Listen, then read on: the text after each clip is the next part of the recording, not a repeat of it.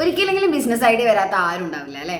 ചില ഐഡിയാസ് ഇങ്ങനെ വരും പോവും, പക്ഷെ ചില ഐഡിയാസ് ഉണ്ട് പ്രാവശ്യം വന്നു കഴിഞ്ഞാൽ നമ്മുടെ ഊടും ഉറക്കും പോയി ബാഗ് പാക്ക് ചെയ്തതിൻ്റെ പിന്നാലെ ഇറങ്ങാൻ നമ്മളെ തോന്നിക്കുന്ന ചില ഐഡിയാസ് അല്ലേ?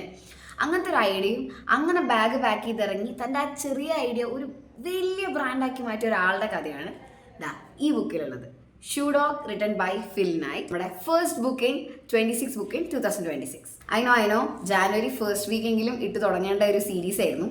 പക്ഷെ എന്ത് ചെയ്യാം, ക്രിയേറ്റീവ് ബ്ലോക്ക് മാറി ഇപ്പൊ വീഡിയോ ചെയ്യുന്നു. രണ്ട് ടൈപ്പിൽ ബിസിനസ് ലോഞ്ച് ആവും. ഒന്നെങ്കിൽ വലിയ രീതിയിൽ ലോഞ്ച് ആവും, അല്ലെങ്കിൽ ചെറിയ രീതിയിൽ സ്റ്റാർട്ട് ചെയ്ത് പിന്നെ ബിൽഡ് ചെയ്ത് അതൊരു വലിയ ബിസിനസ്സായി മാറും. ബ്ലൂ റിബൺ എന്ന് പറഞ്ഞിട്ടുള്ള ഒരു ചെറിയ ബിസിനസ്സായി സ്റ്റാർട്ട് ചെയ്ത് പിന്നീട് പല പ്രതിസന്ധികളും തരണം ചെയ്ത് നൈക്കി എന്ന് പറയുന്ന ഒരു വലിയ ബ്രാൻഡായി മാറിയ കഥയാണ് ആക്ച്വലി ഷൂ ഡോഗ് പറയുന്നത്. ഇത് ഭയങ്കര ഇൻസ്പയറിംഗ് ആണ് കേട്ടോ. എങ്ങനെയാണ് അദ്ദേഹം ഈ ഐഡിയയിലേക്ക് വന്നത്, എങ്ങനെ ഇതിൽ സ്റ്റിക്ക് ഓൺ ചെയ്യാൻ തീരുമാനിച്ചു, എന്തൊക്കെ പ്ലാൻ ചെയ്തു, ആരൊക്കെ അദ്ദേഹത്തിന്റെ ഒപ്പം നിന്ന് തുടങ്ങി, ഇദ്ദേഹം അഭിമുഖീകരിച്ച ഓരോ പ്രശ്നങ്ങളും ഇതിൽ പറയുന്നുണ്ട്.